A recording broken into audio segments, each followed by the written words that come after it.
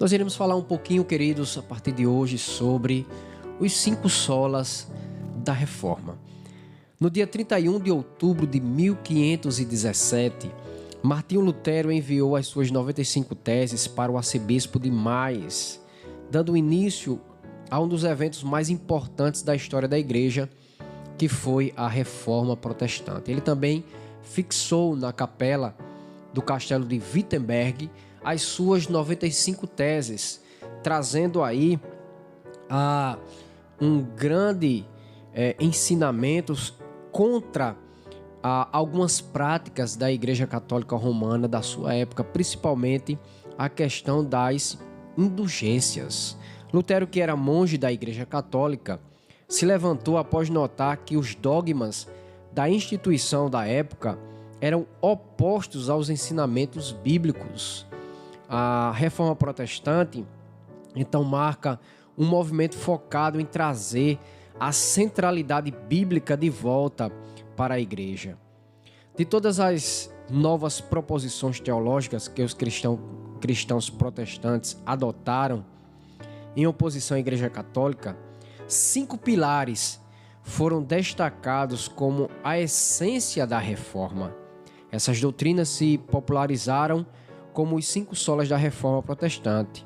Neste conteúdo, a gente pode compreender e entender quais são esses solas. Então, os 5 solas da Reforma, que foram conhecidos, são proposições teológicas que sintetizam os principais pensamentos dos reformadores. Os solas são os principais pontos de oposição da teologia reformada contra os ensinos da Igreja Católica. Todos eles são frases no latim e o termo sola significa somente. Assim temos 5 solas da Reforma, que são eles: sola scriptura, que significa somente a Escritura; solus Christus, que significa somente Cristo; sola gratia, que significa só a graça; sola fide, que significa só a fé; e soli deo gloria, que significa somente a Deus a glória. Apesar de serem os grandes pilares da Reforma, os termos não surgiram naquela época, mas vieram de teólogos e estudiosos posteriores.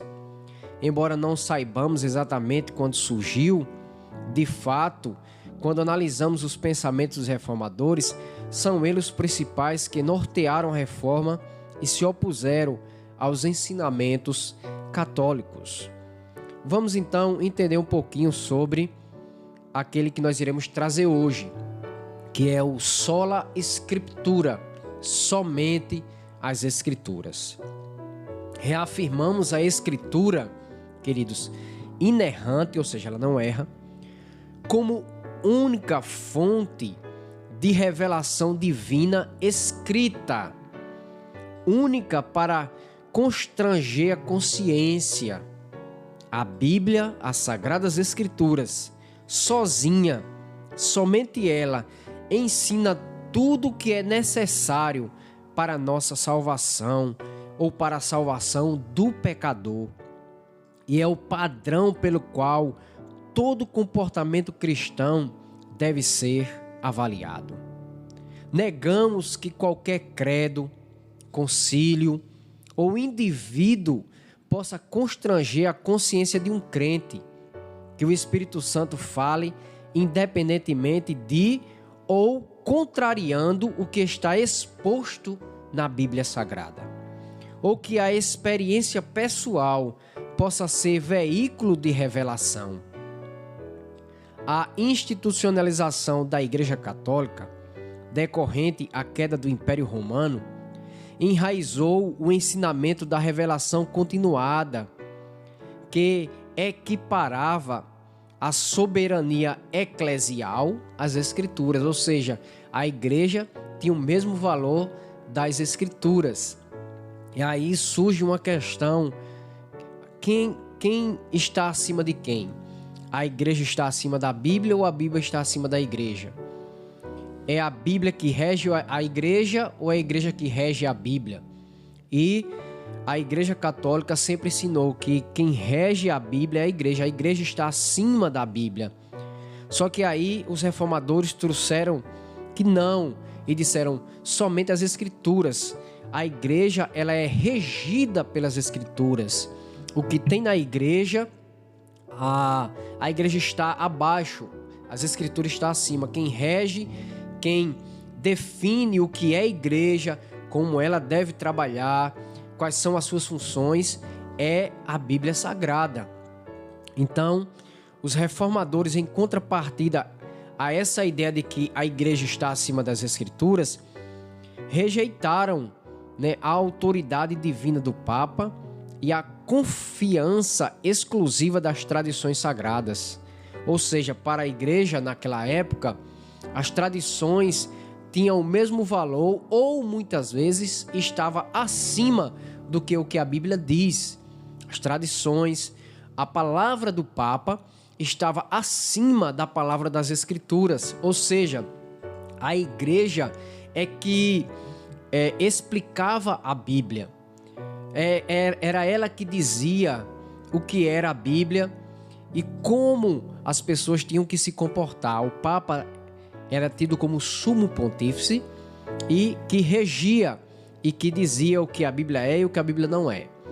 Então chega aos reformadores, a partir de Martinho Lutero, embora tenha existido pré-reformadores como John Hus, como John Wycliffe, que sempre tinham essa ideia de que a Bíblia está acima da igreja.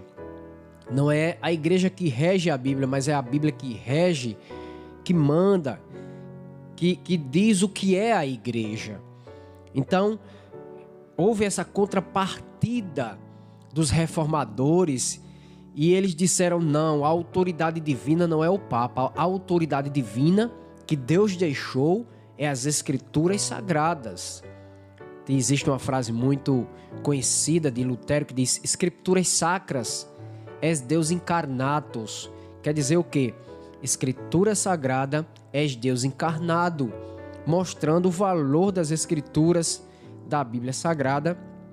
E a confiança estava na Bíblia e não mais nas tradições que a igreja criou, que estava de pé de igualdade ou muitas vezes acima da Bíblia. E aí chegam os reformadores e dizem: não, acima do Papa, acima das tradições está a Bíblia Sagrada, porque ela é a nossa única regra de fé e prática cristã. Logo, repeliram qualquer forma de contradição à Bíblia, para que retomasse a seu lugar, o lugar central como única regra de fé e prática. Analisando a Bíblia como um todo, é evidente que as Escrituras apresentam-se como sendo a revelação de Deus e de tal forma a autoridade suprema no que diz respeito às doutrinas, hábitos cotidianos e decisões pessoais. Tudo quem rege a vida de uma pessoa, a vida do cristão, é a Bíblia Sagrada. A vontade de Deus é expressa por intermédio da Bíblia, da lei de Deus, inicialmente confiada a Moisés e transmitida ao povo acampado no Sinai. No decorrer do Antigo Testamento, juízes, profetas e reis clamavam um retorno à palavra de Deus e ao consequente reavivamento espiritual acarretado pela obediência. Se o próprio Jesus citava as Escrituras como base para suas ações, por que deveria ser diferente com os cristãos modernos? Em virtude da reforma, da invenção da prensa, ou da imprensa, e do trabalho de homem como Lutero, a Bíblia foi traduzida do latim para o alemão, francês e inglês, dentre outros idiomas, viabilizando assim seu acesso ao alcance popular. Então, sola Escritura, somente as Escrituras. Na época de Martinho Lutero, A grande questão era que as escrituras estavam esquecidas, nem todo mundo tinha acesso à Bíblia Sagrada e muitas coisas foram introduzidas na igreja como sendo verdade suprema. Por exemplo, a palavra do Papa era maior, tinha mais valor do que o que a Bíblia dizia. Quem interpretava a Bíblia era ele. Se ele dissesse, não, a Bíblia é assim, o que eu falo é a pura verdade, e as pessoas acreditavam porque ninguém tinha acesso às Escrituras. Mas aí Lutero teve a oportunidade de ter um exemplar da Bíblia Sagrada em suas mãos, e quando ele começou a ler, começou a estudar as Escrituras, percebeu que muita coisa não estava de acordo com o que as Escrituras mostram. E aí ele se levanta contra algumas práticas da Igreja Católica, como por exemplo as indulgências. O que eram as indulgências? Era aquele valor que as pessoas davam para comprar a sua salvação, ou a salvação de um parente seu que estava no purgatório. E aí Martinho Lutero se levanta e diz, não, a salvação é pela fé, o justo viverá por fé. E aí há esse embate grandioso. Lutero é excomungado da igreja, e aí ele começa a traduzir a Bíblia do latim para o alemão, e aí as pessoas agora começam a ter acesso a um exemplar do Novo Testamento, e surge uma grande reforma, um grande reavivamento ali na sua época, no século XVI, onde as pessoas começam a enxergar a Bíblia e começam a entender o que ela dizia, que a Bíblia é a única regra de fé e prática, que não existe outra forma, a tradição, o Papa, aquilo que a igreja dizia não pode estar acima do que as Escrituras dizem, porque a única regra de fé e prática é o que a Bíblia diz. E aí tomou-se essa grande proporção e várias pessoas foram tomando partido de Lutero. Logo após surgem outros reformadores importantes, como Calvino, não é isso? Calvino também se levanta e começa a escrever sobre as Escrituras Sagradas, mostrando o valor da Bíblia, começa a pregar. Deus começa a agir de forma grandiosa no século XVI, e aí tem-se agora novamente aquilo que se havia perdido, que era o valor das Escrituras Sagradas. Por isso que o nome é Reforma Protestante. Por quê? Porque quando Deus, em Cristo Jesus, quando Cristo funda a sua igreja, ou seja, ela foi formada. Quando nós lemos o livro de Atos, vemos a igreja de Cristo tomando forma ali depois do dia de Pentecostes, pessoas se convertendo, e ali a Bíblia vai nos mostrar, Lucas, que escreveu Atos, vai nos mostrar como é que vivia a igreja.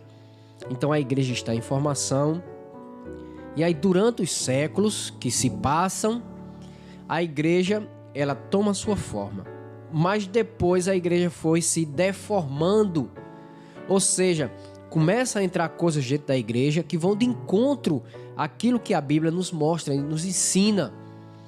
E aí, quando chega no século XVI, há essa necessidade de reforma, ou seja, trazer de volta a forma verdadeira, porque a igreja tinha se deformado com as tradições, com os ensinamentos que tinham entrado dentro dela, que vão de encontro ao que a Bíblia ensinava. E aí Deus levanta, principalmente esse homem chamado Martinho Lutero, para dizer: sola Escritura, somente as Escrituras é a nossa única regra de fé e prática cristã. E eu gostaria de ler para nós aqui a nossa Confissão de Fé Congregacional. O seu primeiro capítulo vai justamente falar sobre as Escrituras Sagradas. Diz assim: cremos e confessamos que ainda à luz da natureza e as obras da criação e da providência manifeste a bondade, a sabedoria e o poder de Deus, de tal modo que os homens ficam indesculpáveis, elas não são suficientes para dar aquele conhecimento de Deus e de sua vontade que é necessário à salvação. Portanto, aprove ao Senhor em vários momentos e de diversas maneiras revelar-se e declarar sua vontade à sua igreja. E depois, para melhor preservar e propagar a verdade, bem como para o mais seguro estabelecimento da igreja e o conforto desta contra a corrupção da carne e a malícia de Satanás e do mundo, aprove a ele entregá-la para que fosse plenamente escrita. Isso torna a Sagrada Escritura totalmente indispensável, tendo agora cessado aquelas antigas formas de Deus revelar sua vontade a seu povo. Sob o nome de Sagrada Escritura ou de Palavra de Deus escrita, inclui-se nela todos os livros do Antigo e do Novo Testamento. Todos os livros foram dados pela inspiração de Deus para constituírem a regra de fé e prática. Os livros foram inspirados por Deus. A autoridade da Sagrada Escritura, pela qual ela deve ser crida e obedecida, não depende do testemunho de qualquer homem ou igreja, mas única e totalmente de Deus, que é a própria verdade, o qual é o autor. Portanto, deve ser recebida porque é a palavra de Deus. Então, queridos, somente as Escrituras Sagradas é a nossa única regra de fé e prática. Toda a Escritura é inspirada por Deus, diz 2 Timóteo 3,16, e é útil para a repreensão, para a correção, para a educação na justiça, a fim de que o homem de Deus seja perfeito e perfeitamente habilitado para toda boa obra. Se nós hoje temos as Escrituras Sagradas em nossas mãos, é graça também à Reforma Protestante, que trouxe a lume as Escrituras Sagradas, mostrando que se nós quisermos entender a vontade de Deus para a nossa vida, não é através da tradição, não é através do Papa, não é através de testemunho pessoal, mas é através da Escritura Sagrada, é a Bíblia, que é a palavra de Deus, a palavra revelada de Deus, que vai nos mostrar o caminho para a salvação. Ela é a nossa única regra de fé. Não quero dizer com isso que não é importante as confissões de fé, as declarações de fé. São importantes desde que estejam baseados nas Escrituras Sagradas. Por exemplo, nós que somos congregacionais, temos a nossa confissão de fé congregacional, mas toda ela foi baseada nas Escrituras Sagradas. Se não estiver baseado na Bíblia, se não estiver fundamentada nas Escrituras Sagradas, é anátema. Porque tudo que nós vivemos, tudo que nós fazemos, deve estar de acordo com o que a Bíblia nos ensina, porque ela é a palavra de Deus. As Sagradas Escrituras é de um valor incalculável. E outra coisa, a Bíblia Sagrada, ela é inerrante, ela não erra, porque Deus, ele é perfeito. Então, se Deus ele é perfeito, a palavra de Deus também tem que ser perfeita, não pode haver erro. A palavra de Deus é inerrante, é autossuficiente. Não precisamos de outro meio seguro para conhecer a Deus e receber dele a salvação, a não ser pelas Escrituras Sagradas. Ela é inerrante, ela é autossuficiente, ela é a nossa única regra de fé e prática cristã. Então que a gente possa a cada dia meditar na Bíblia Sagrada, se alimentar dela, ter ela no nosso coração, que a gente possa dizer como o salmista Davi: guardo no coração as tuas palavras para não pecar contra ti. Possamos dizer também: Senhor, desvenda os meus olhos para que eu possa contemplar as maravilhas da tua lei.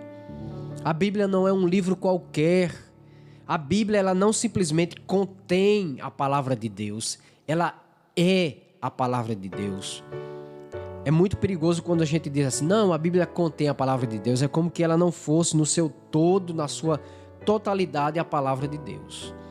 Embora exista pessoas que neguem, tem pessoas que só acreditam no Novo Testamento e negam o Antigo Testamento. Por outro lado, existem pessoas que só querem ficar com o Antigo Testamento e negam o Novo Testamento.